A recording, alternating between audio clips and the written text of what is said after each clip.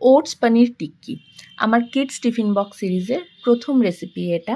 খুব হেলদি একটা রেসিপি আর তার সাথে খুব টেস্টিও। বাচ্চারা এই রেসিপিটা কিন্তু খুব ভালোভাবে খেয়ে নেয়।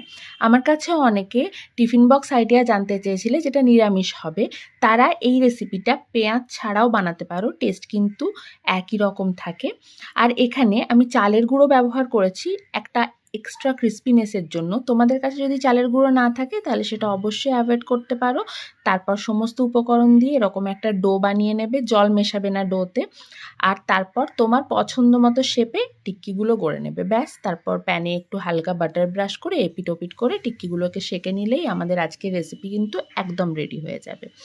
আজকের রেসিপিটা তো অবশ্যই শেয়ার করলাম। এরপর আসতে চলেছে আরও এরকম সহজ খুব টেস্টি রেসিপি যেটা বাচ্চারা পছন্দ করবে।